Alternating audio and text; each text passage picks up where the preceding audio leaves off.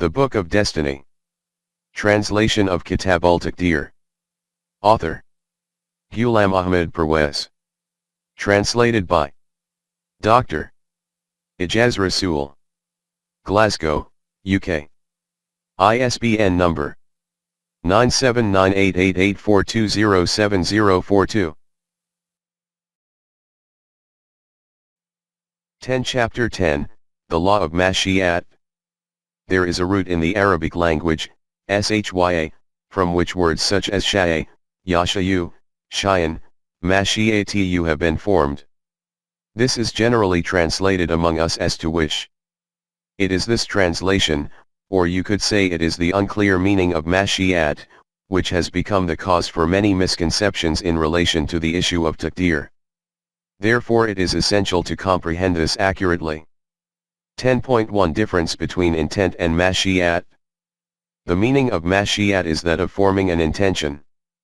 Some linguists have not drawn any distinction between intent and mashi'at, but according to the lexicon Lugat, there is a difference between the two. Merely to wish for something is called an intention, and when that thing materializes as a result of this intention, then it is called mashi'at. Therefore Shai is the name for the tangible form of an intention. When these words are related to Allah, it is necessary to bear this distinction between intent and mashi'at in mind, although in common usage the meanings of both are taken to be that of to wish. For example, it is stated in the Quran that the amr of Allah is this, that when He intends something, He says to it be and it becomes. 36:82. From this it becomes clear that when the intention of Allah adopts the form of having come into existence, fayakun, then it is called mashi'at. It has been explained in detail in Chapter 2 that there are two parts to the creative program of Allah. One is the domain of amr, and the other is the domain of khalq. In relation to the domain of amr, I have written in my book, Lugatul Quran, that it is our experience that everything in this world is tied up within the mechanism of cause and effect. But when we extend this process backwards, then such a point will definitely be reached where this process will terminate, and there we will have to acknowledge that an effect has come into existence without any cause. This is that point where the system of the universe commences with the wish, intent, and will of Allah, and His full autonomy. If someone asks why and how did Allah make the system of the universe, no answer can be given to this other than that Allah made it as He wished, according to His will.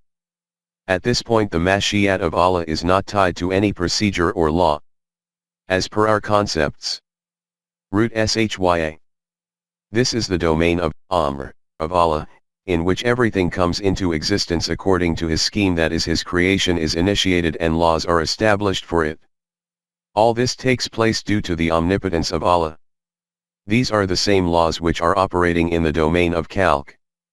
If someone asks why water flows downhill, why fire emits heat, why cyanide is fatal, in response there is no answer other than that the mashi'at of Allah was simply like this, that is, that all this takes place according to those laws which were established in the domain of amr, according to the mashi'at of Allah.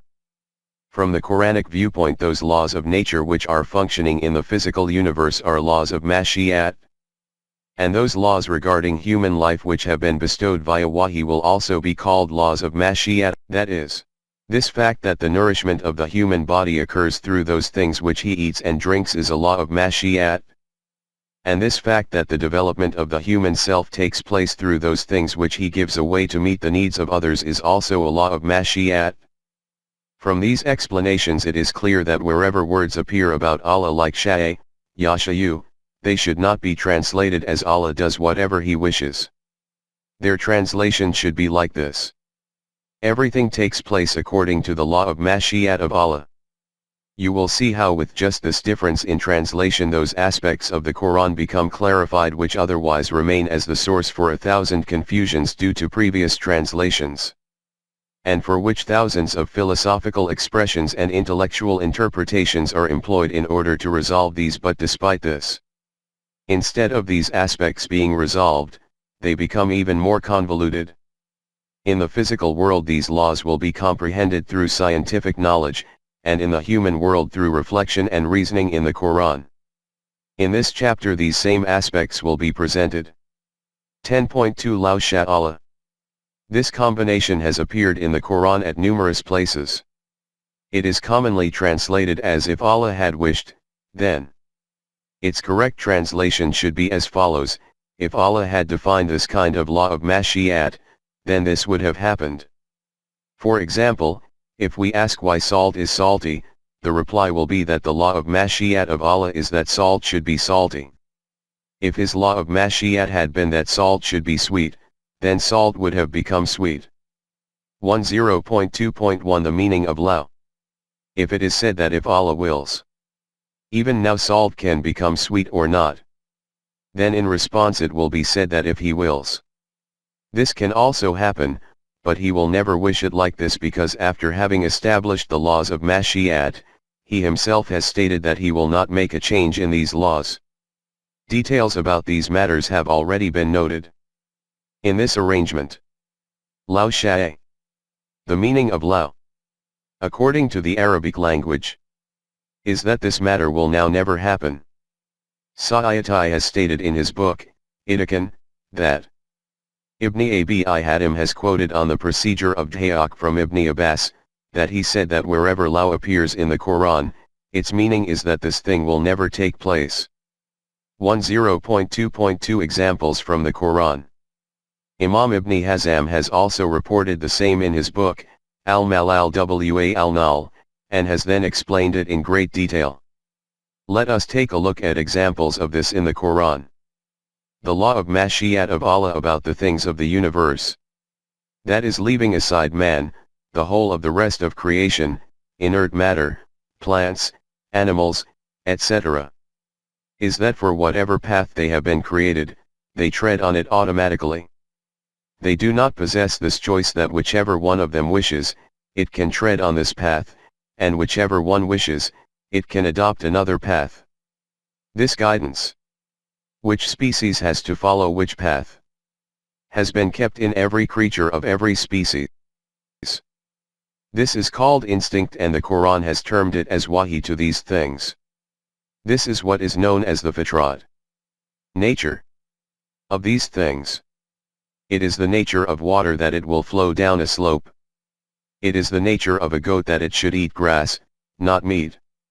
A lion is by nature carnivorous, it simply cannot eat grass. According to this principle, the nature of all the goats in the world is one and the same. All lions have the same characteristics. In other words, every species among these is one ummah, there is no difference among them. Contrary to this, there is man who has no fitra according to which he has been created constrained to follow, and this is why there is no guidance inherently present within every individual of the human species. Every human child, man, receives this guidance from outside, via wahi. And he has been given this choice, that whoever wishes can live according to this guidance, and whoever wishes can reject it and adopt another path. It is as a consequence of this that the whole of mankind is not automatically one ummah, there are differences among them. Some are mu'min and some are kafir, some are virtuous and some are evil. Someone who is evil today can become virtuous tomorrow. 10.2.3 Why were all human beings not created virtuous? Seeing the evil and chaos, injustice and tyranny, which is rampant in the world, this thought arises in the hearts of people with a superficial outlook that why did Allah not do this? That all human beings should have been made virtuous, no one should have been able to do any evil at all. Why did he not make everyone mu'min? What difficulty was there for Allah to have made the whole of humanity one single ummah? Those who tread on one and the same path. So that there would have been no mutual differences among them, nor would there have been any conflict and chaos. The Quran has said that it is correct that if this had been in the Mashi'at of Allah, then he would also have created man constrained just like other creations, and in this way the whole of humanity would have been one ummah. Like sheep and goats, there would have been simply no difference among them, but his Mashi'at was not like this. He has created man as the possessor of choice and intent. Now any such technique, pattern, or system which forces him to follow a particular path by removing his choice and intent will be counter to the law of Mashiach. Neither Allah will now do this, nor should any human being do this. Like a compassionate physician, Rasool desired with all his heart and soul that people should abandon the wrong path and adopt the right path, and in this way avoid destruction. This was that intensity of desire of the heart of the Nabi referring to which Allah stated, "Will you fret yourself with grief that they do not become mu'mineen?" 26. 3. See also 18. 6. Now just note in what way the Quran presents what has been stated above. It is stated in Surah Yunus. If it had been the will of your Rabb, they would all have had Iman, all who are on earth. Will you then compel mankind against their will to have Iman? 10. 99. If this had been in the divine Mashiach, then he would have created all human beings like this, that they would all have accepted Iman. He would have created them constrained just like other things in the universe, but his Mashiach was not like this. He did not create man as constrained. Therefore, O Rasool, do you wish to compel people to become Muslims? But this will be against the law of Mashiach of Allah. If it had been the aim of Mashiach to force man to become Momin, then this guidance would have been kept in the fitrat of every human child, and in this way, like other animals, they would have been constrained to follow one path only according to the demands of their instincts. If we had so willed, we could certainly have given every self one guidance. 32. 13. If it had been the requirement of our Mashiach for all human beings to be constrained to tread on one path only, then we would have kept such an instinct within them, but this is not our law of Mashiach. For human beings the law is that we have informed them through the messenger which is the right path for them, and after that have declared, whoever wishes can accept it, and whoever wishes can reject it. 18. 29. The growth of human potentials will take place from this, and the evaluation of this fact, how they utilize their choice and intent. 5. 48 to 49. By selecting the right path using their choice and intent, they become unified in thought and deed with each other. In this way, their differences will be able to be erased, these will not be erased by force.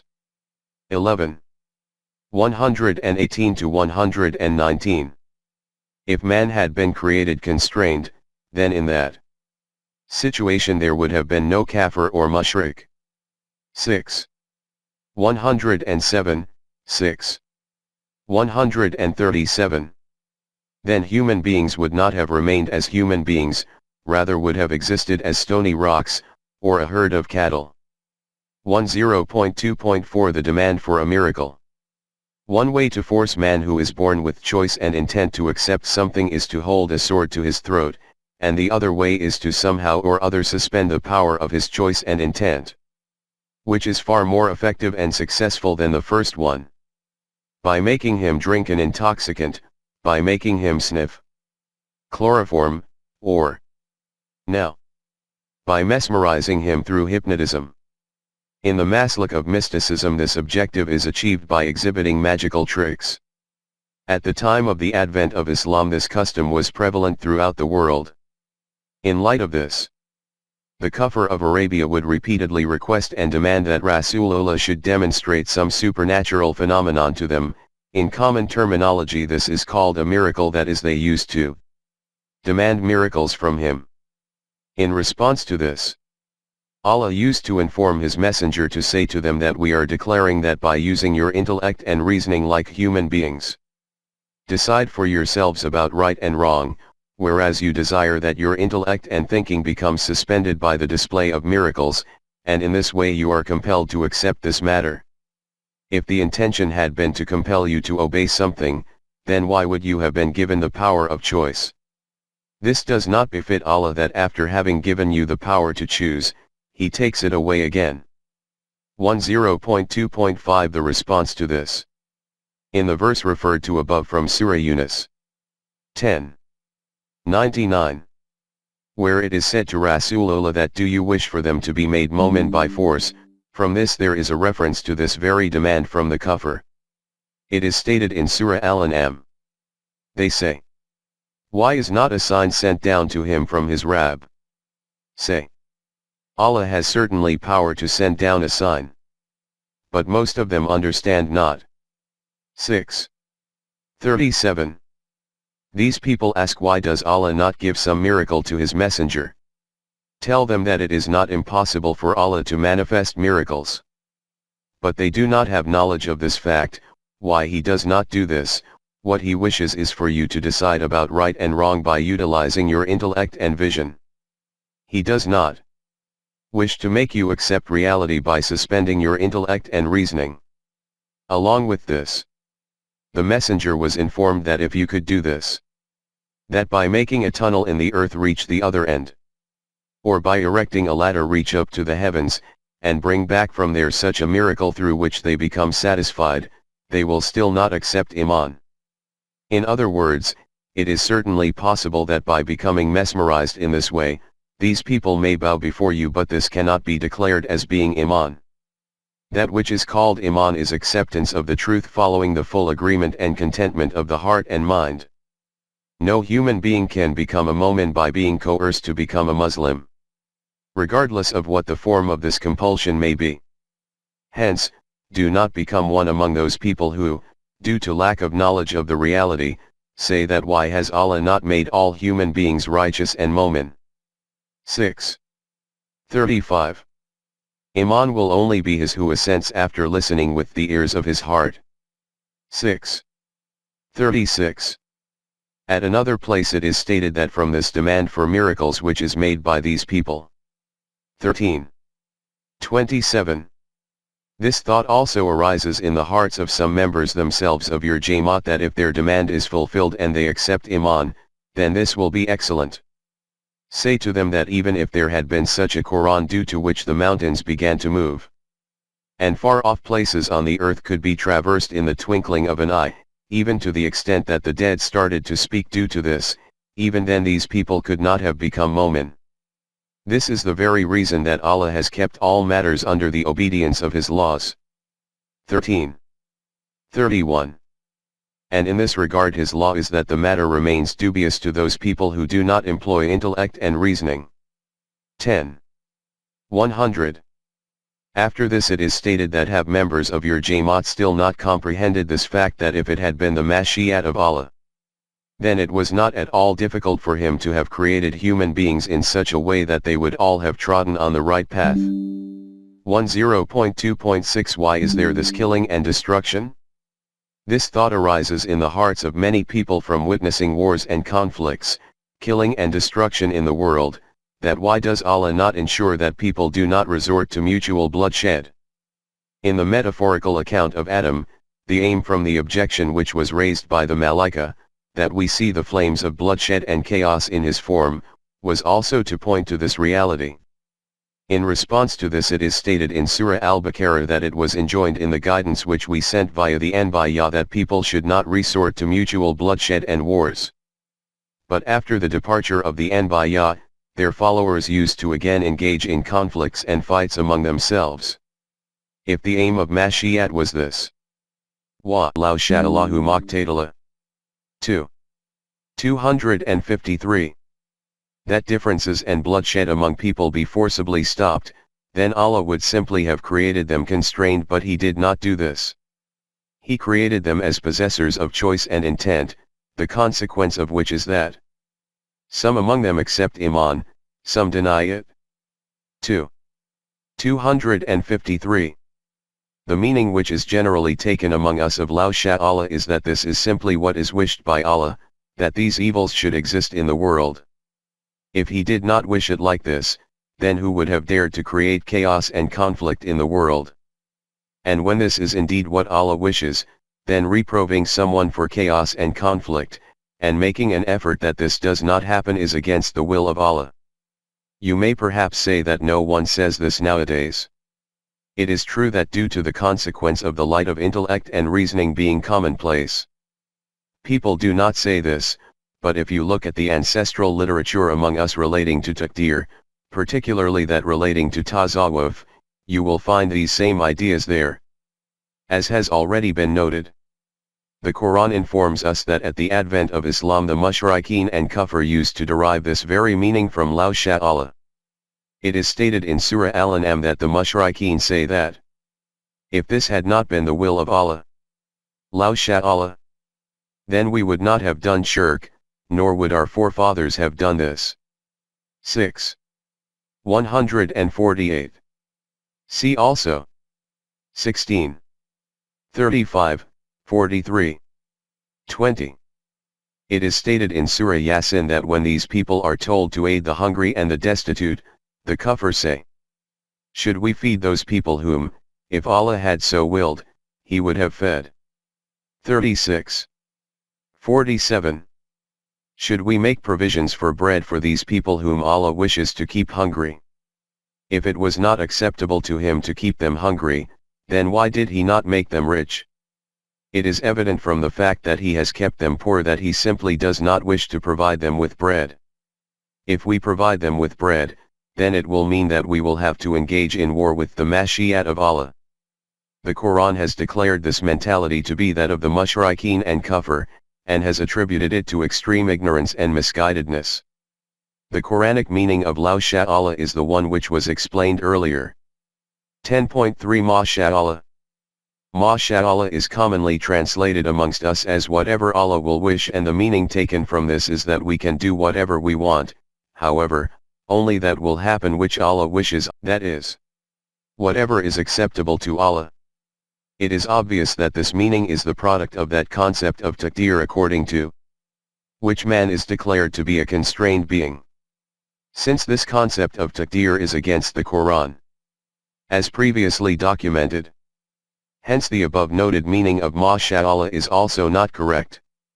Its true meaning is that whatever is happening in the universe, it is taking place according to the law of Mashi'at of Allah. Whoever contravenes these laws, he bears its consequences.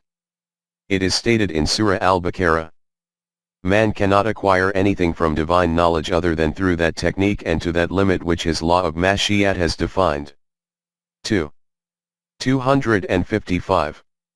In other words, according to intellect and vision, or through wahi, these are the two techniques which the law of Mashi'at has devised for the acquisition of knowledge. Even through these man can only obtain limited knowledge compared to divine knowledge. In Surah Al-Kahf the tale of two orchard owners is illustrated as an allegory. One of them maintained a correct outlook, and it is stated about the other, he used to commit injustices and excesses against his own self. 18. 35. He was a denier of Allah and also of His law of requital. The consequence of denial of the law of requital, that is, denial of this reality that man reaps whatever he sows, was that he neglected his land, and it became ruined.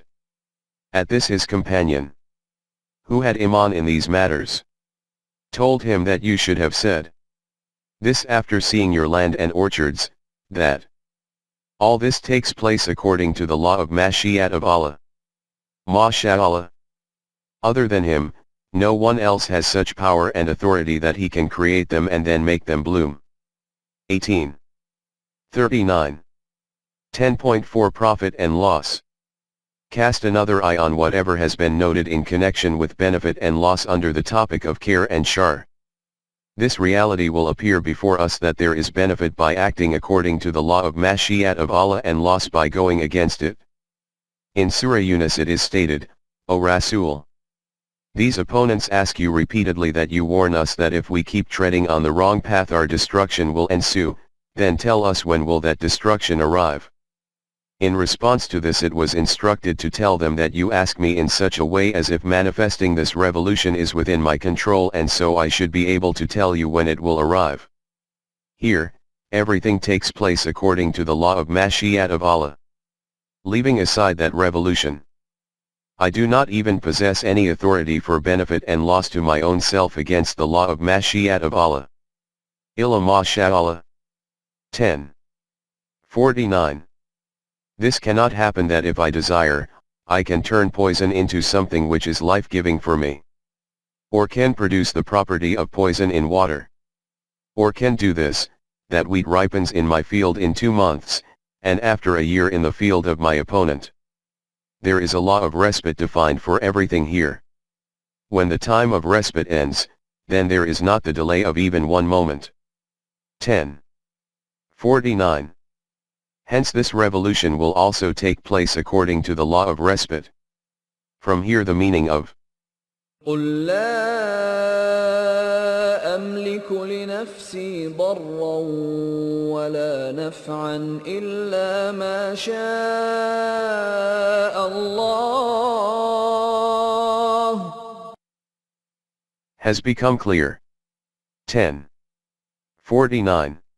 10.5 The law of respite. Referring to this law regarding the life and death of nations, it is stated in Surah Ar-Ra'd that Allah does remove or establish according to His will. That is, as per His law, ma yasha. This is all in the Kitab. Mother of Books. 1339. In other words, every period of respite has a law defined for it. That which is to remain established and strong, also remains established and strong according to this law. That which is to become erased, also becomes erased according to it. Here, no nation acquires establishment for no reason, nor is it erased through injustice and deceit.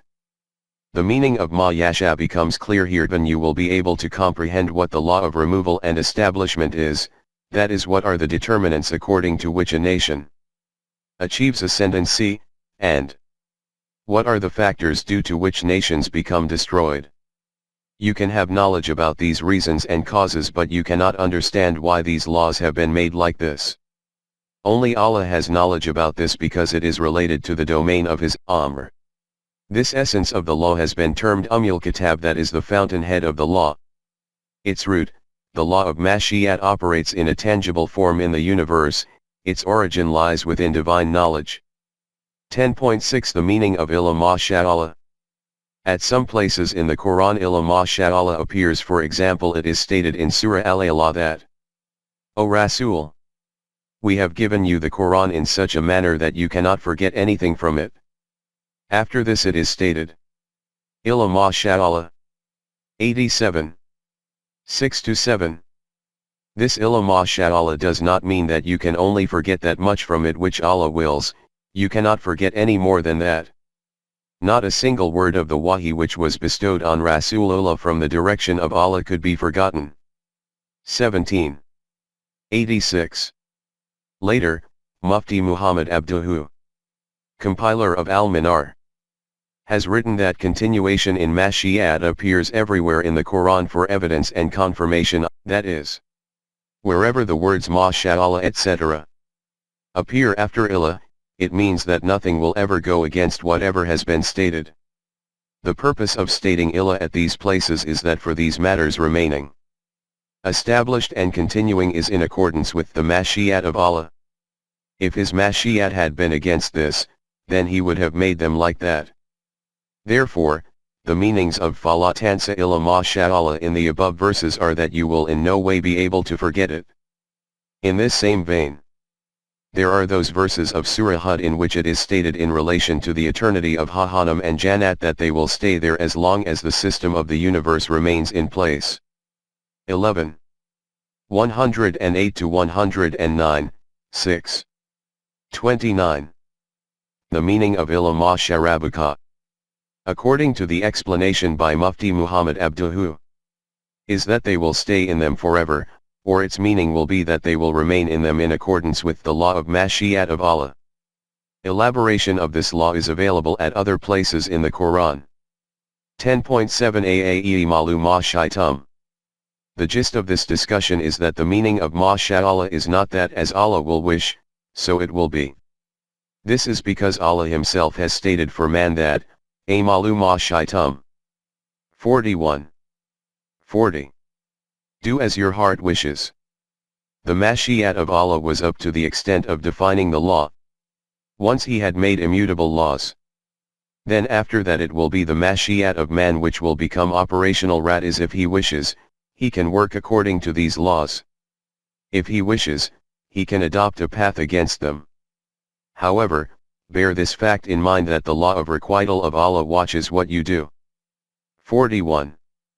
40. The consequences of your deeds will be established according to his law of requital. Changing the outcome is not in your mashiat, this takes place according to the mashiat of Allah. 10.8 Insha'Allah. Insha'Allah, which is usually translated as if Allah wishes, then, is used so frequently among us that it has become a customary phrase. In what sense it is utilized can be assessed. For example, from the following conversation. First friend. You will reach by 4 o'clock, will you not? Second friend. Insha'Allah. First friend. Brother, the matter is very serious, never mind Insha'Allah, tell me for certain whether you will reach by 4 o'clock or not. 10.8.1 The accidents of PIA. In other words, amongst us Insha'Allah is uttered at that time when the matter is not certain. This use of Insha'Allah appears to be inconsequential, but on examining it more deeply, then this reality will become evident that this interpretation is not inconsequential. When the belief is that man can make 1,000 efforts but only that happens which is the will of Allah, then you can say nothing definitively. That confidence can simply never be generated within you through which you can declare with absolute certainty that I will definitely do this. You can only say that if it is acceptable to Allah, then I will reach at 4 o'clock. Because the doctrine of Jabr has become part of our Iman, hence its outcome, conscious or unconscious, is that if something is said with certainty, without Insha'Allah, then it feels as if we are committing some kind of sin. The airline service of Pakistan, PIA, was considered to be very reputable and trustworthy. By chance a few airplanes met with accidents. That is, due to maladministration, because of which great concern arose in the country. In order to determine the causes and reasons for these accidents and to remedy any errors, investigations were commenced. When it was announced from the direction of our religious class that the true cause of these accidents is that at the time of take-off of the airplane, the captain announces that by flying at this speed we will arrive at a certain place at this time, he does not say Insha'Allah together with this. This kind of pride is not acceptable to Allah. Therefore, it was decided regarding this that the captain would definitely utter Insha'Allah, and despite this, accidents continued to occur. 10.8.2 The meaning of the word in. We have already noted the meaning of Sha in Insha'Allah, that is the law of Mashiat of Allah. As far as the word in is concerned, it is generally denoted as meaning if, but it has one other meaning as well, which, unfortunately, becomes ignored in the translations of the Quran among us. According to Arabic grammar, it will be said that this word is used to denote a reason or cause, i.e. the way in which we use the word, because in the Urdu language, it is also used in the Arabic language for the same meaning. Sa'ayatai has given many examples of this in his book, Itikan. 10.8.3 This will definitely be accomplished. Let us see what meaning becomes defined according to these meanings of in Insha'Allah. This can also be understood from an example. You say to your friend that, brother, I am in a hurry, leave the formality of serving tea as this will take too much time. That friend places the kettle on the cooker and says, how much time can it take to make tea? The fire is burning, I have put the kettle of water on it, the tea will be ready in 10 minutes. You say to him, in 10 minutes? He says, Insha'Allah, that is whatever I am doing, since it is according to the law of Mashiat of Allah, hence its outcome will definitely be established in this way. Or in other words, whatever I am doing, when it is according to the law of Mashiat, it can never be the case that its outcome will not be like this, hence this will certainly be accomplished. In the books on Lugat, in also has the meaning of is, which is translated as when. From this aspect of the meaning, see how the matter has taken a totally different direction. That same inshallah which was uttered to denote lack of certainty and absence of confidence in oneself, has now become a reflection of certainty and conviction, and complete confidence. This is the Quranic meaning of inshallah. The examples quoted by Sa'ayati for the meaning of in the context of because or when are very perspicuous. For example, the meaning of the well-known verse of Surah Al-Imran 3:139 is that because you are mu'mineen, hence you will be at the most eminent status in the world. Or that when you are mu'mineen, it can never be the case that you are not established at the loftiest status. It is stated in Surah Al-Fath 48:27 that because your whole program is in accordance with the law of Mashi'at of Allah, hence you will definitely enter the Kaaba or Makkah in peace and safety. Or in other words, when your program is according to the law of Mashi'at of Allah, then how can it be that you do not enter Masjid-e-Haram? You will enter it, and will most definitely enter it. When the parents and other family members of Yusuf came to Egypt, he told them that because all this is taking place according to the law of Mashi'at of Allah, hence you will remain in Egypt in peace and comfort. 12:99 When the father-in-law of Moses, about whom it is claimed that he was the messenger Shu'aib, came to an agreement in the matter of working for the household, he said to Moses that because I obey the laws of Allah, hence you will find me among the righteous people. 28:27 See also 18:69-37 102 In the Battle of Ahzab the hypocrites resorted to massive treason. Later on, this question arose that what kind of treatment should be meted out to them. With reference to criminals, the law of Allah is that if any possibility of reformation is seen in anyone, and he is repentant on his conduct, then he should be forgiven, and if such a situation does not exist, then the punishment for the crime should be given.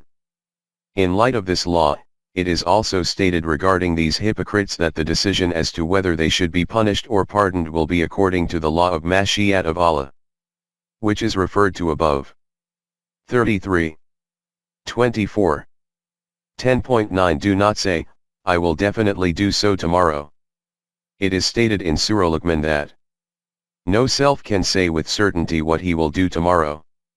31:34 This is because in relation to the occurrence and materializing of events, certain links in the chain of events also sometimes appear and have an impact about which man can have no prior knowledge.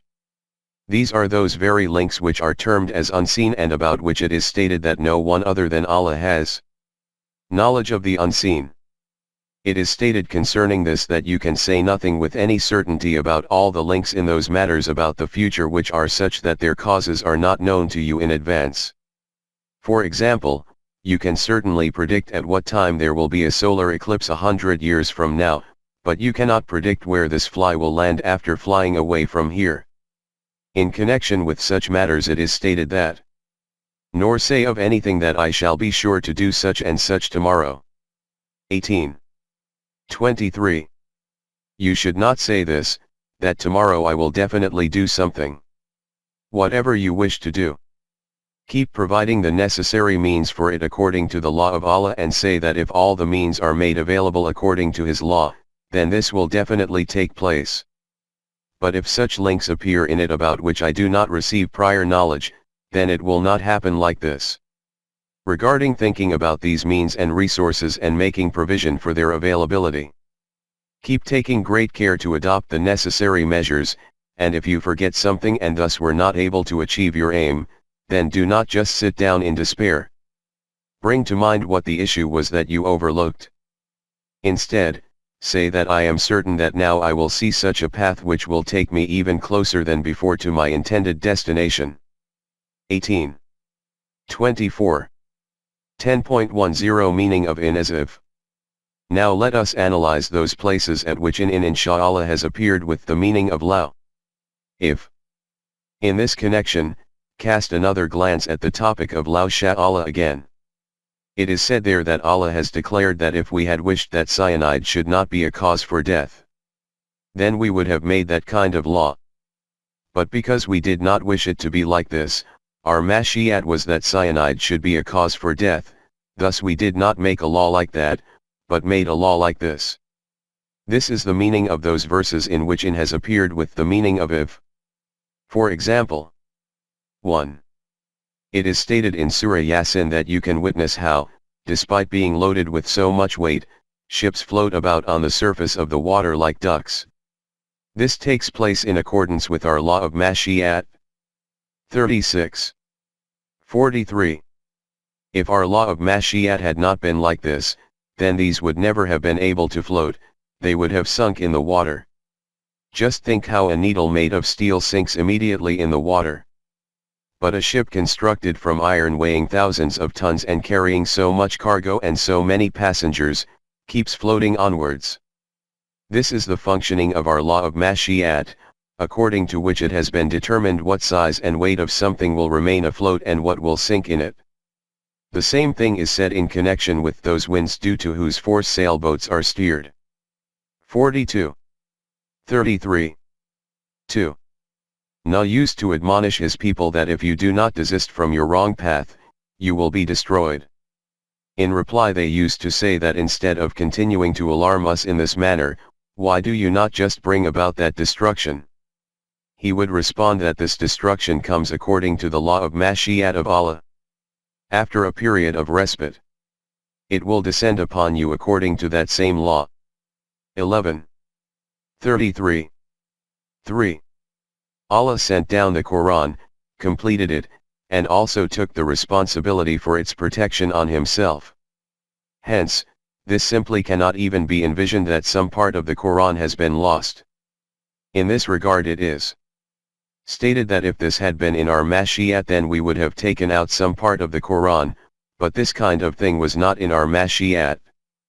This is why, having completed it, we have taken on the responsibility for its protection, not a single word of it will be lost. 17. 86. In fact, it is also stated here that if it had been in his mashiat then, O Rasool, he would have placed a seal on your heart, and in this way this Quranic message would simply not have been able to enter your heart, but the mashiat of Allah was not like this. 42. 24. 4. After having created man on earth, Allah stated that this is your place of abode and you will have to stay here for a period of time. 2. 36. This is the law of mashiat of Allah. How long this system of the universe and heavens and earth will endure in this state? Or how long this earth will remain fit as an abode for man? Or how long the process of the human race itself will continue like this? These matters are related to the mashiat of Allah about which man has no knowledge. This is why it is stated, O mankind, if it was in the mashiat of Allah, then he would remove you all from here, and bring about another creation in your stead. Allah has defined scales for this. 4. 133. This reality has also been reiterated at other places, for example, 14. 19, 35. 16. There are also laws of mashiat specified for the establishment and substitution of nations. That is one nation being replaced by another nation. Their elimination and establishment is also according to these laws. The words in Yasha have appeared for this too. 6. 133. In the coming chapters, since we are going to discuss the laws of mashiat relating to guidance and going astray, power and decline, government and rule, poverty and wealth, etc. Therefore at this point these summaries are felt to be sufficient. Although there is a certain point in relation to this which is very important and requires elaboration, therefore it is necessary to explain it here. 10.11 Wa ma tasha'una illa an yasha Allah. We have seen that the Quran has informed human beings that you can do as you wish. 41. 40. About the Quran itself it is stated that be aware that this is a reminder of those truths which have been overlooked. So whoever wishes can remind himself of these, obtain counsel from it. 80. 11-12. But there are also those kinds of verses in the Quran which are commonly translated as follows. 1. This is but an admonition, then whoever wishes should set his path towards his Rabb, and you will not wish for anything other than what Allah wishes. 76. 29-30. 2. This is no less than an admonishment for the worlds. All the worlds. For that individual among you, so that he can tread on the straight path, and who does not wish anything other than what Allah wishes, the Rabb of all the worlds. 81. 27-29. See also. 74. 56. Now just think, what is the situation which appears before us through these translations? That it is the decree of Allah that we have sent down this code of life. Now whoever among you wishes, he should adopt the straight path, and whoever does not wish this, he can become destroyed by treading on the wrong paths. But in the same breath it is also stated that you cannot do anything according to your own volition, choice, and intent. Your desire, wish, will, choice, your wishing or not wishing, is nothing to do with your own choosing. You can only wish that which Allah wishes. This implies that what you call your own decision is never your own decision. Whatever decision Allah desires, He gets it accomplished by you. Have you noticed that by inventing this one doctrine of Jabr, what kind of concept appears before us about the Quran itself and about Allah who sent down the Quran? If the issue was only this, that leaving aside the deeds of man, even his own wishes and decisions are not within his own volition, whatever decision Allah wishes, He gets it done from him. Man must only wish for that which Allah wishes. Then what need was there to proclaim earlier that we have sent down this book? Now whoever wishes can accept it, and whoever wishes can reject it. Saying this kind of thing does not suit the style of Allah. In these verses the words ma tasha'una merit close attention. These are generally translated as you do not wish. In this, ma is for the negative, not, and tasha'una is for the action. According to Arabic grammar, the meaning of a negative action is also nahi, that is, do not do it. In grammatical terms this is said to be the inclusion of information in the meanings of insha, wish. This is a technical argument which I have written about in detail in Lughatul Quran with support from acknowledged books of Lughat and grammar. Those readers who have an interest in these details can refer to it. According to these meanings, the interpretation of wa ma tasha'una illa an yasha Allah becomes clear, that is, it is an instruction of Allah that we have left you with this choice that you can make whatever decision you wish, but what you should do is to keep your choice and your decision in accordance with our laws of Mashi'at. We only wish for this, that you should live your life according to our laws, so you should also wish for this. We do not force you. But we will certainly say this much, that you should willingly, with your choice and intent, only adopt that path which is in line with our laws of Mashi'at, that you should wish for that which we wish. What it is that we wish, you are aware of that. If you do not know or have forgotten, then listen. We do not wish that you should adopt kafir. If you adopt the path of Iman, then that will be according to our will. Together with this, also understand that when we say that we wish for you not to adopt the path of kafir, then from this there is no purpose or desire for any benefit to us. If you adopt the path of kafir, then you will only cause harm to yourself. It is of no consequence to us whether you adopt the path of kafir or that of Iman. Our law of requital is that no bearer of burdens can carry the burden of another. Everyone is responsible for his own deeds and their outcomes will appear before you according to our law of requital. This is the law of that Allah who, leaving aside your visible deeds, even has knowledge of the hidden secrets in your hearts. Hence your desires and intentions also bear results according to His law of requital.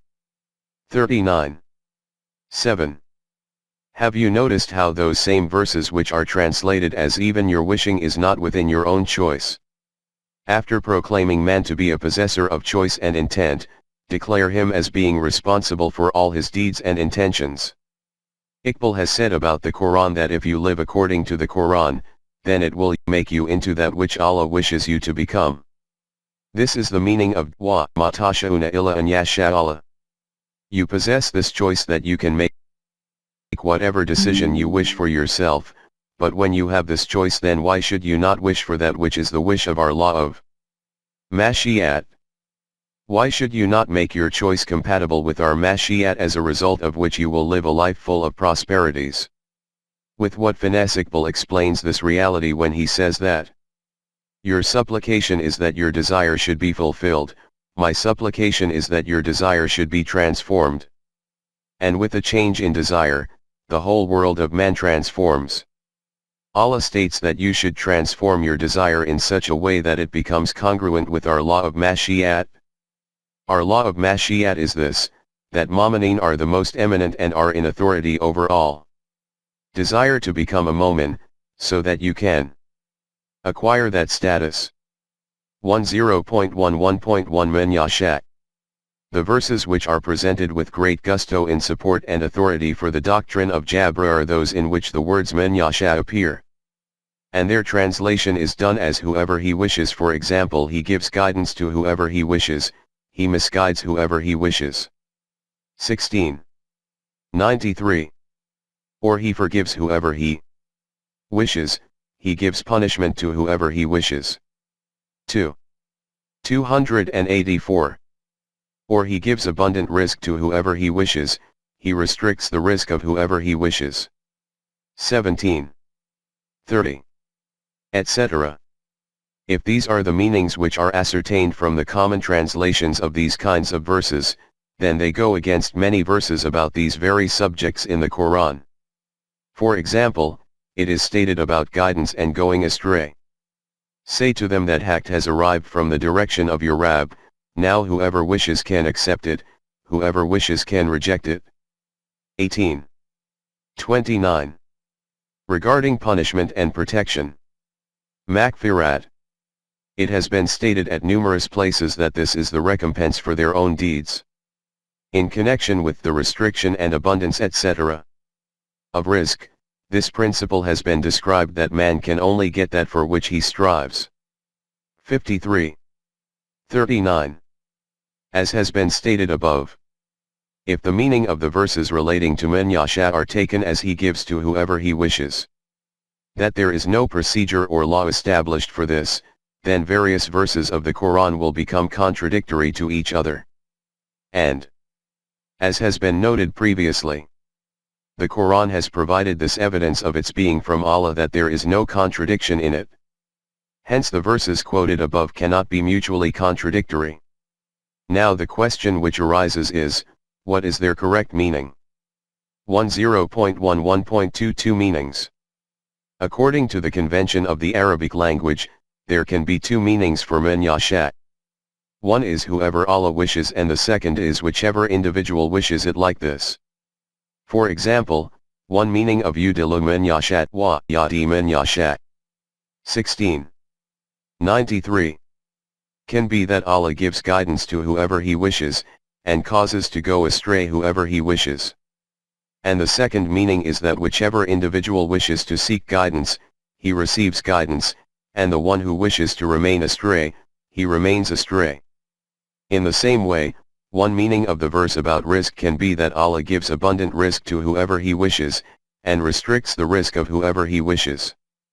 And the other meaning can be that whichever individual wishes to obtain an abundance of rizq, he can obtain an abundance, and the one who wishes a restriction in sustenance for himself, his sustenance becomes narrowed down. 10.11.3 An important verse of Surah An-Nahl. Now the question is, which of these two meanings should be given preference, and the answer is easy. As has already been noted, that interpretation of these verses will be correct which is in accordance with other verses of the Quran and with its overall teaching. The focal point of the whole teaching of the Quran is the law of requital, that is, man receives the results of his deeds. Hence, only that interpretation of these verses will be in accordance with the teaching of the Quran in which the actor, subject, of man yasha is viewed as man. In this connection, that part of the verse of Surah An-Nahl which we have previously referred to in chapter 9 demands profound reflection. The common translation of this whole verse will be, if Allah had wished, He would have made all of you a single species following one path. But He misguides whoever He wishes, and gives guidance to whoever He wishes, so that He can question you as to what kinds of deeds you performed. 1693. You will see what a ridiculous situation appears before us with this translation, that is, the Quran first of all states that guidance and misguidance are not a matter related to your own choice. Allah gives guidance to whoever wishes, misguides whoever He wishes, and after that it states that we will question you regarding what kinds of deeds you did. The question is this: that when guidance and misguidance are simply not within the control of man. Man is constrained in this respect. Allah can give guidance to whoever He wishes, can misguide whoever He wishes, then how can people be held accountable for their deeds? It is obvious that this translation and interpretation of the verse is not correct. Its correct meaning will be that if Allah had wished that all human beings should tread on only one path, then He would have created them constrained, like animals. But His mashiat was not like this. He has created man as possessor of choice and intent, hence His law is that whoever wishes, man yasha, can adopt the correct path, and whoever wishes can reject it, and it is due to being this possessor of choice and intent that man is declared to be responsible for his deeds. That is why, after bestowing him with choice, we will inquire from him how did he use his choice. Therefore the correct translation and interpretation of these kinds of verses will be that both kinds of possibilities exist in front of man. He can choose whichever path he wants from among them. Whichever kind of path he chooses, the same kinds of consequences will appear before him. 10.11.4 That which Allah wishes. In some verses, instead of man yashayu, the words man nashayu, whoever we wish, or man ashayu, whoever I wish, appear. Therefore in these verses the subject can, in any case, only be Allah. From what we have written at the start regarding this topic, it is clear that by Allah wishes it, this means according to the law of mashiat of Allah. From this the meaning of such verses becomes clear. For example, it is stated in Surah Al-An'am 6:83. That we elevate in ranks according to our law of mashiat, and the law of mashiat is that the ranks of everyone are decided according to his deeds. 46:19. The same situation applies to the laws of mashiat which relate to the external universe or to the physical life of man. For example, it is stated in Surah Rum that Allah causes the winds to blow, which causes water vapors from the oceans to be raised up, and He then spreads these into the atmosphere according to His law of mashiat. 30:48. The same kinds of physical laws of mashiat function among human beings in connection with the birth of children, progeny. 42:49-50. As previously noted, because we are discussing guidance and misguidance, respect and degradation, risk, etc. in detail in separate chapters, we are confining ourselves to only the main points here. Further verses about man yasha, man nasha, etc. will appear at their respective places. 10.12 Yafalu ma yasha, and Ya'umu ma yuradu. Yafalu ma yasha. He does whatever he wills. And Ya'umu ma yuradu. Whatever he intends, he decides in accordance with it. See verses 22:18, 5. 1. Cast another eye on the second chapter. It is noted in it, and later also reiterated, that there are two programs in the creative phase of Allah. The first phase is the domain of Amr, in which Allah brings things into existence from nothing and establishes laws for their protection and preservation, nourishment and evolution, removal and substitution. In this phase His complete authority functions in this way that He does whatever He wills, There is no prior procedure or law defined for this, nor any limit or constraint. The correct translation and interpretation of Yakhluqhu ma yasha'u. 42.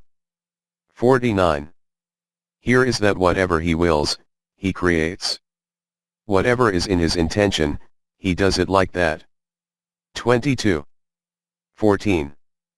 No one can question him that why did he make a certain thing like this, or that those laws which he formulates and the commands which he implements, why are they like that? 2. 253, 5. 1. 10.13 Additions in creation. This phase of the creative program of Allah has not ended. There is no doubt in this that he does not make any alteration in the laws which he has established for his creations, but he is not now sitting back free from the process of creation. He keeps making ever new additions to his creations. 35. 1. And it is obvious that whichever new creation comes into existence, he also defines new laws for it. Kalib has stated in his unique style that he is not yet free from the business of adornment. In front of him the eternal mirror is still under a veil. In our known universe his system of creation is like a grain of sand in a desert or a drop in an ocean. We neither have definitive knowledge of the full extent of his existing creation, nor any idea about his infinite process of further creations.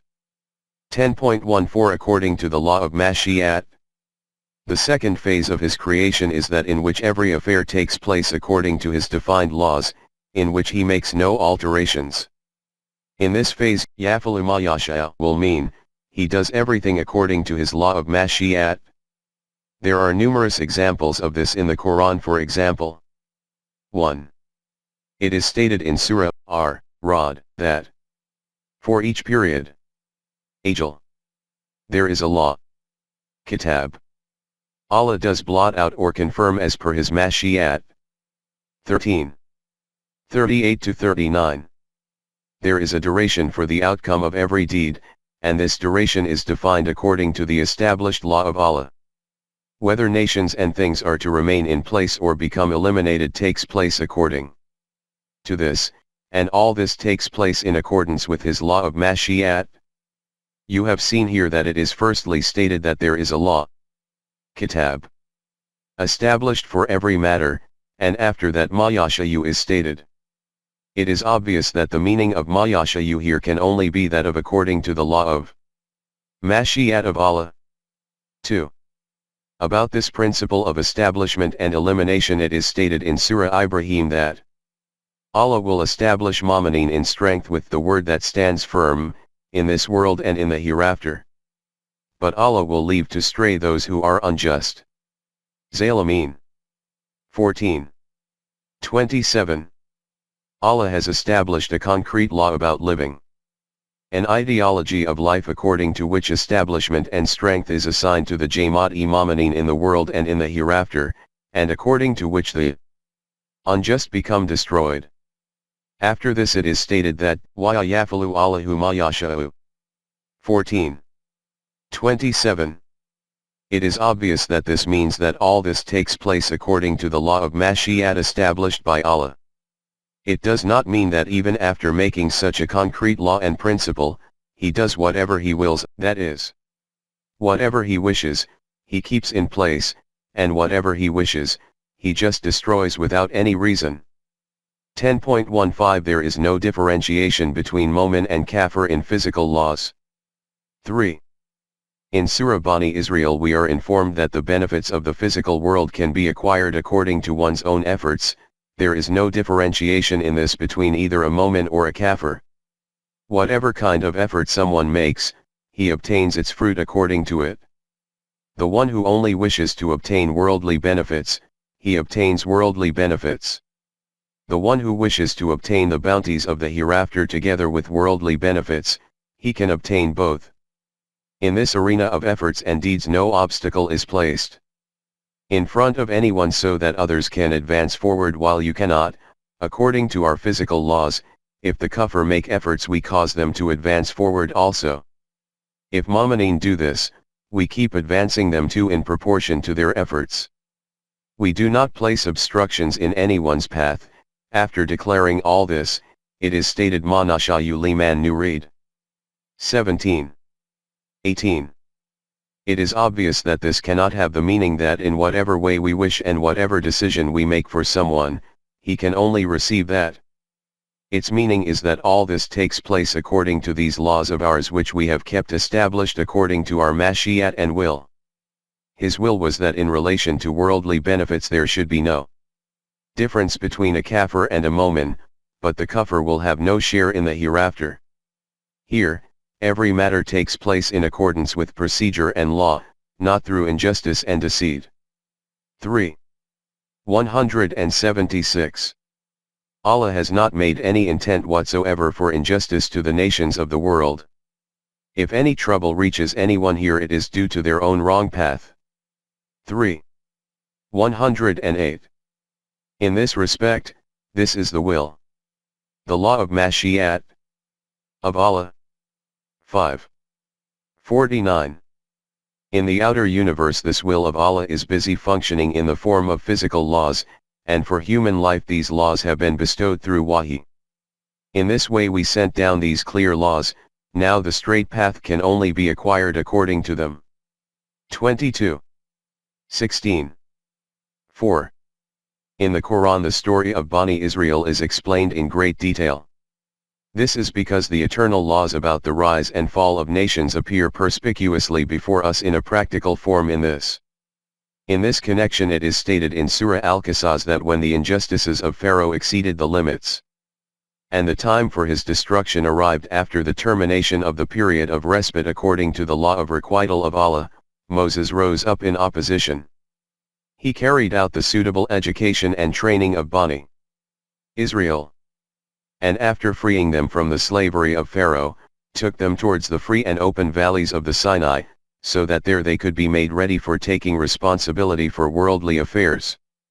The beginning of this link in the account is noted by the Quran in this way, that when the tyrannies of Pharaoh reached an extremity, then we intended that the nation which he had trampled underfoot, it should be blessed. Pharaoh and Haman are to be destroyed, and Bani Israel are to be made their successor. 28. 5. 10.16 How the intention of Allah comes into action. Allah made this intention, but this intention of His did not come into action in the way that it does in the domain of Amr, that when He makes an intention for something then He says, be, and it happens. 36. 82.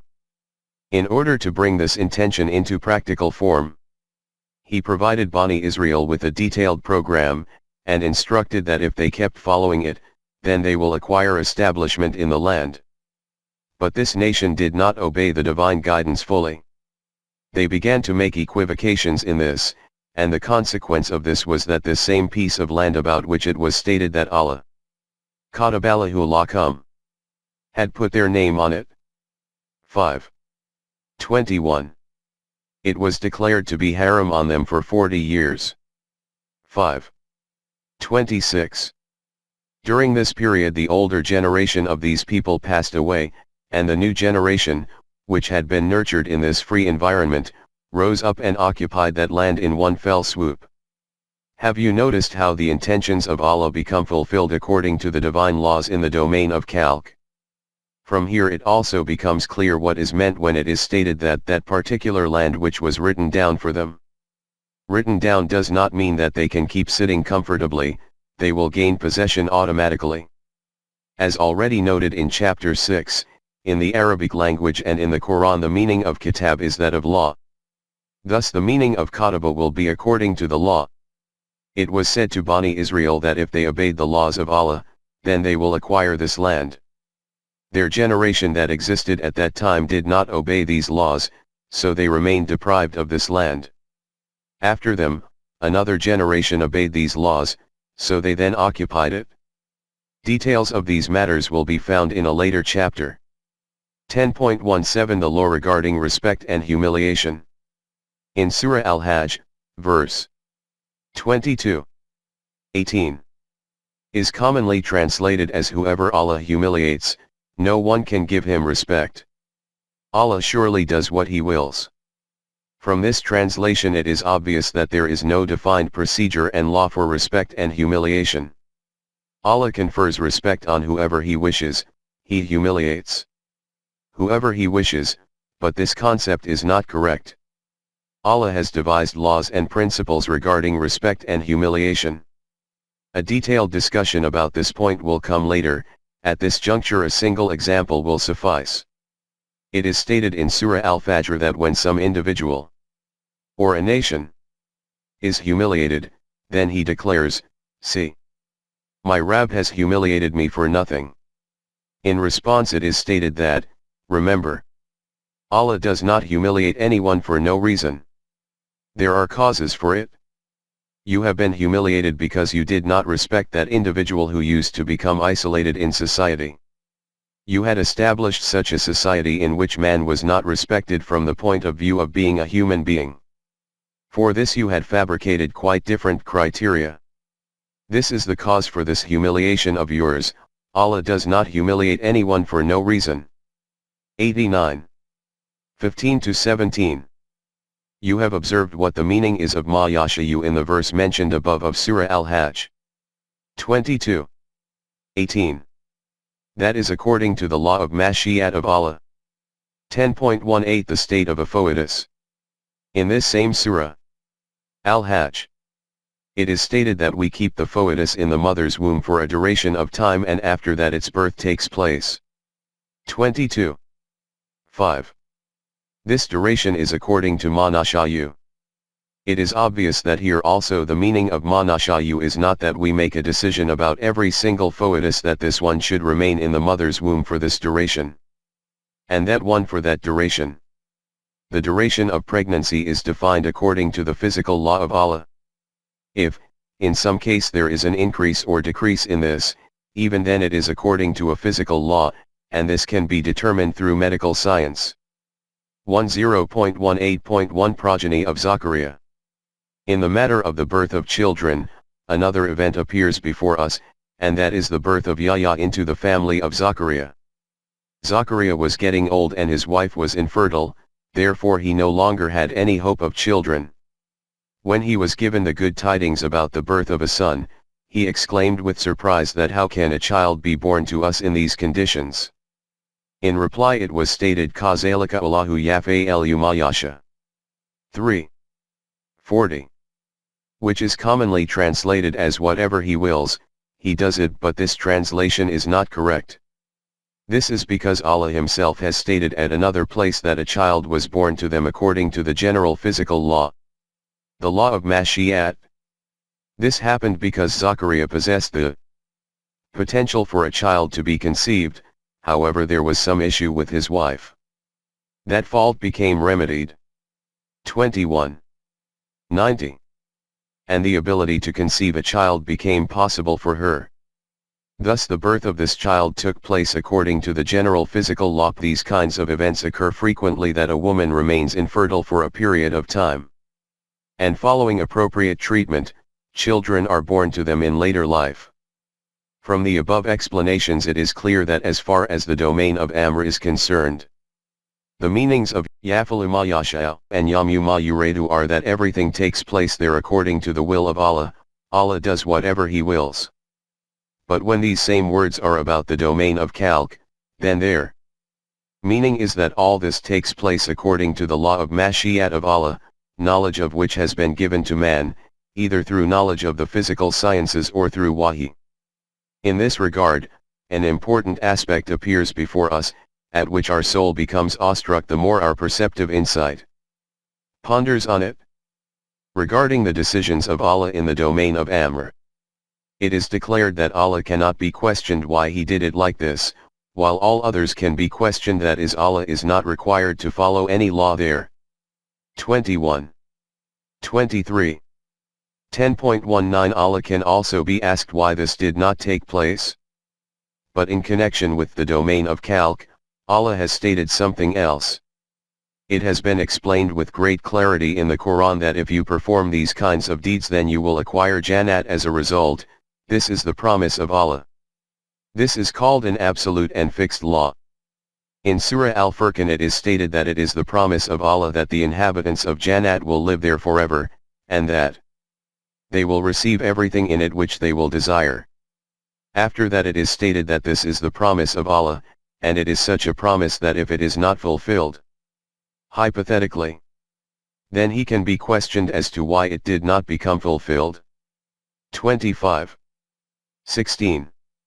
Allahu Akbar. That same Allah who had stated, in connection with the domain of Amr, that Allah cannot be questioned as to why he has done it this way, now states that if some promise of mine is not fulfilled, then you too can question me as to why this did not take place, and I will give you an answer to this. I will inform you that this promise, law, was predicated on certain conditions. Because you did not satisfy these conditions, therefore our promise could not be fulfilled. This is what is called a law, is it not, that if you do such and such then this will be its outcome. This is the difference between a tyrannical dictator and such a ruler in whose kingdom the rule of law is functioning. A dictator does whatever comes to his mind and no one can question him as to why he has done this. In the functioning of a law, the decision for every matter takes place according to the law, and it can be inquired regarding every decision that why has this been done. There is no rule of a tyrannical dictator in the kingdom of Allah, there is the rule of law, and then such a law in which there is never any alteration. 10.20 The concept of Allah fabricated in our era of Malikiyat. Just think, is there such a concept of God to be found in any religion? But when Muslims abandoned the Quran, then even among them the concept of God as an absolute dictator became created, who possesses no procedure or law. He does whatever comes to his mind, and no one can question him as to why he did this. The fact is that as long as the rule of law, called the righteous caliphate, remained in the Ummah, the Quranic concept of Allah remained in place, but when after this the caliphate converted into a monarchy, then the concept about Allah also changed. Although it is said among us that the king is the shadow of Allah on the earth, in reality we have converted Allah into the mold of earthly kings, that is a tyrannical, absolute dictator, who is neither subject to any procedure, nor to any law. Whatever comes to his mind, he does it. In his presence no one can breathe without his permission. He can bestow respect on whoever he wishes and humiliate whoever he wishes. He can bestow estates on whoever he wishes and can seize everything from whoever he wishes. His mentality, in the words of Sa'di, is like that of the royal temperament. If the mood is bad, then a slap is given in response to a greeting. If the mood is good, then lands are allotted to the one who utters a profanity. Allah of the Quran is far above these concepts concocted by human beings themselves. 10.20.1 Change in the concept of Allah caused change in the collective system. We have said above that as long as the rule of law prevailed in the Ummah, the concept of Allah also remained like that of a law-abiding ruler. When monarchy arrived among them, then his concept became like that of an absolute dictator. But we feel that in order to be precise, what should be said is that as long as the concept of Allah remained like this, that his every decision is according to procedure and law, then the basis of our system remains centered on the rule of law. When, according to the doctrine of Jabr, the concept of Allah became like that of an absolute dictator, like Qasr o Kasra, our system of government converted into an autocratic monarchy. And since this system greatly suited the monarchs, hence our sultans made tremendous efforts to support this doctrine of Jabr until it was made a part of the Iman of Muslims. Have you noticed how by an alteration in the concept of Allah, the system of society changes? This is the importance of Iman in human life. Probably it was Kant who had said that if you tell me what kind of concept of God a nation holds, I will be able to tell you everything about the culture and values, politics, and societal life of that nation. The Quran presents the true concept of Allah for this very reason, that human society is the reflection of this concept. Monarchy and dictatorship can never prevail in a nation which has Iman in Allah according to the Quranic concept. In this it is the rule of law which will always be in operation. That system whose basis is on this eternal and immutable principle. Hum yasalun. That every human being can be held accountable, each one can be asked why he said this and why he did that, can there be even the remotest allowance for dictatorship? Malukiyat. In it. In hum yasalun all are included, great and small, no one is excluded from this. And this reality about who can hold supreme authority. Sovereignty. In the Islamic system of the state also becomes evident from this. The meaning of sovereignty is that authority which holds ultimate control, against whose decision there can be no appeal, who cannot be asked why has he given such a decision.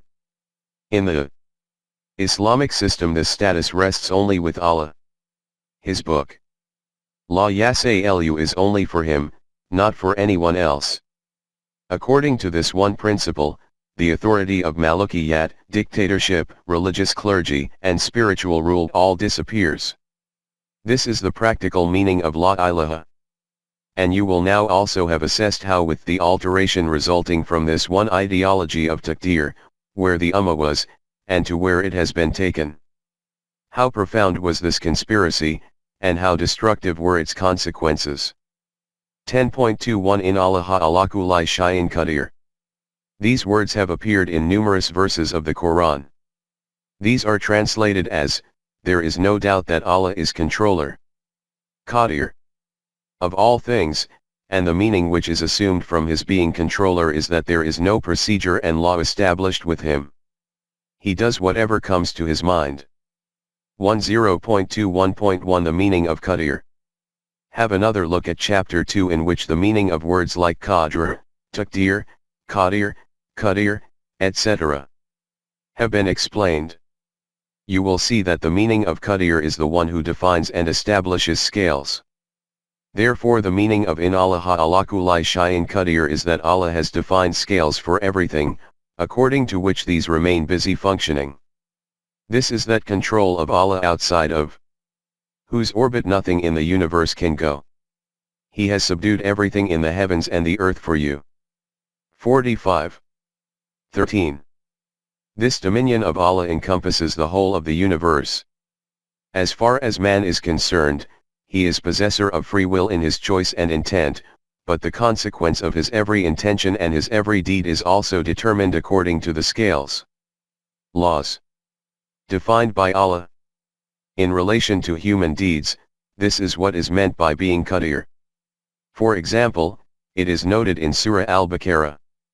Whatever good deeds man performs, their benefit also goes to him, and whatever evil deeds he performs, their loss is also borne by him. 286. And just 2 verses prior to this verse it is stated that whichever individual wishes, he can seek the means of protection from Allah. Whoever wishes, he can purchase ruin, undoubtedly Allah has fixed scales. Laws. For every matter.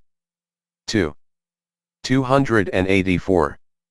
It is stated in Surah Al-Imran that, say to them, whatever is in your hearts, whether you hide it or manifest it, Allah has knowledge of it. He has knowledge of everything in the heavens and earth. At the time of the manifestation of the results of deeds, the outcomes of the good and evil deeds of every individual will appear before him. 3.29.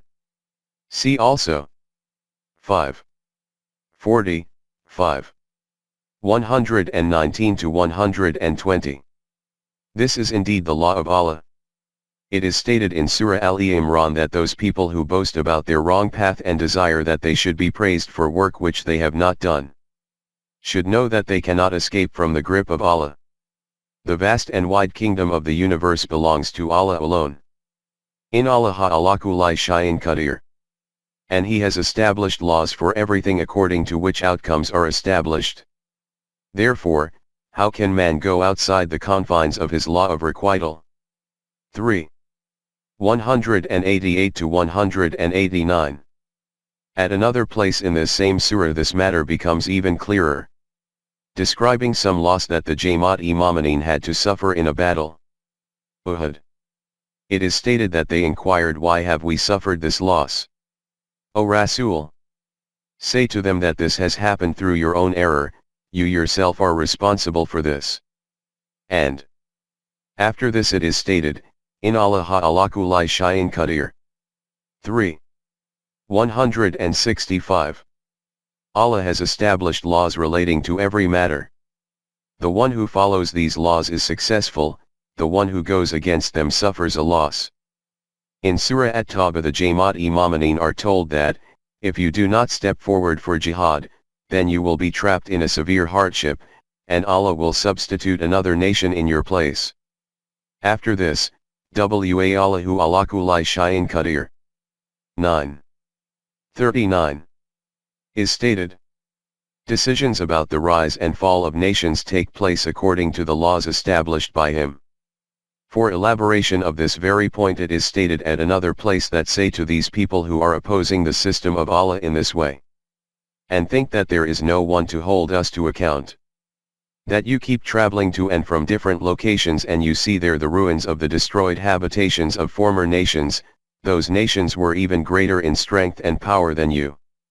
So can you not even understand this matter from this, that when those nations could not remain protected from the ruinous consequences of their path, then how will you remain protected?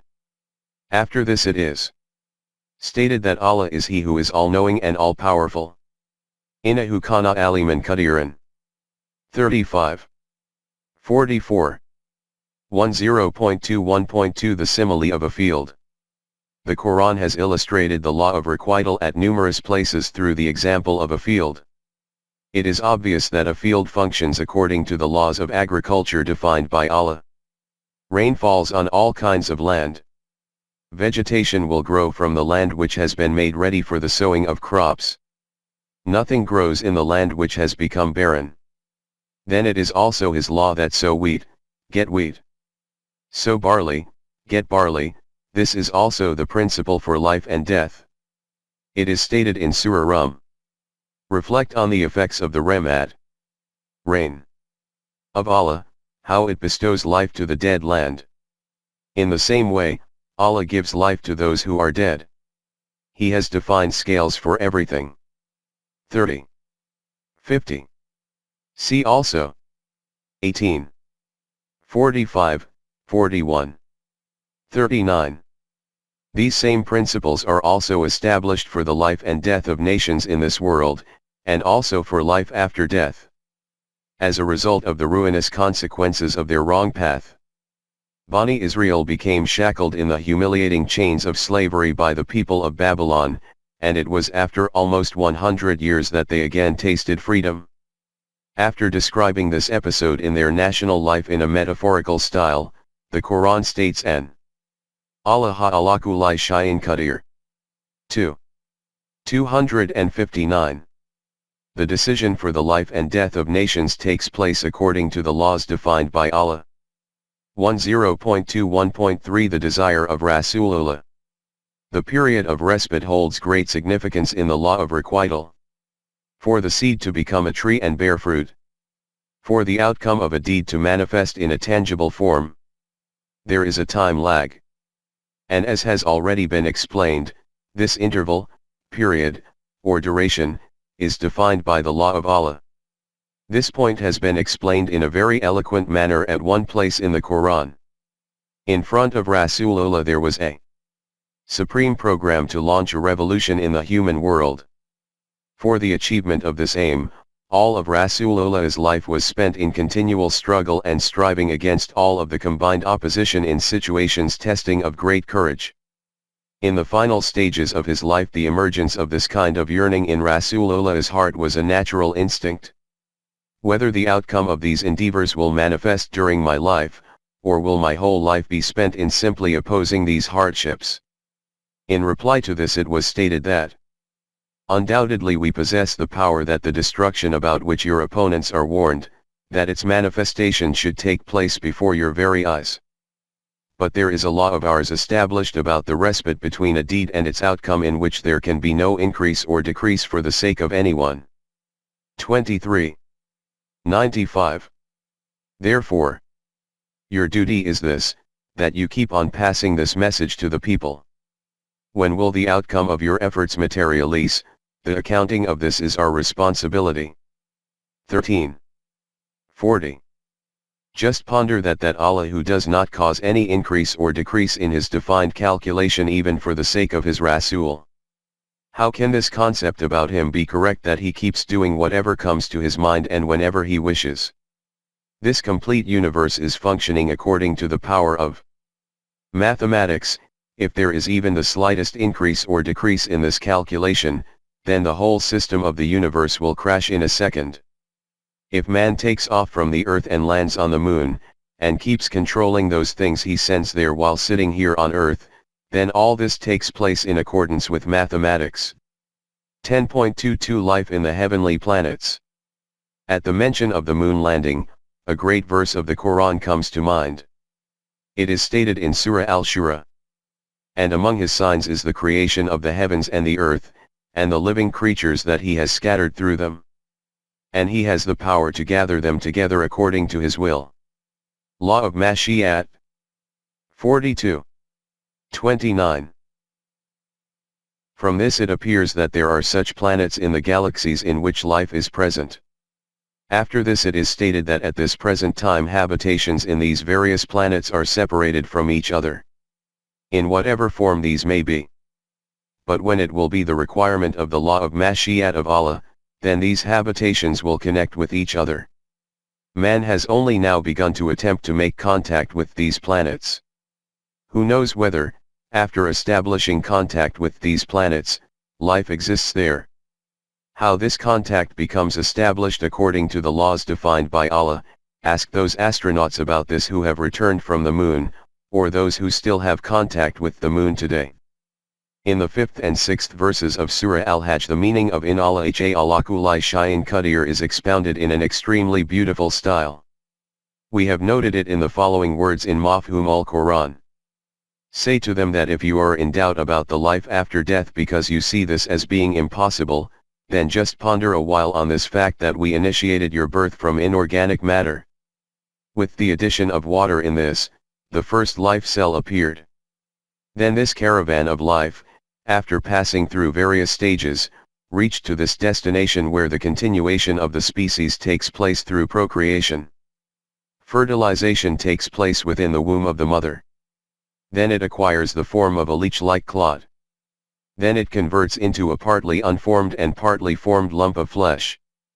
It passes through all these stages so that, to whatever extent latent potentials exist in this embryo, these become manifested through gradual and progressive development. This foetus remains within the womb for a duration of time according to our law of Mashi'at. Then you enter the world in the form of a living and awake child. Then slowly and gradually, you reach the age of your adulthood. 16. 70. Some of you will die in the prime of youth itself. And some others, reaching old age, return to the frailty of age, in which the condition becomes such that, after acquiring knowledge and understanding, man sinks again into incapacity.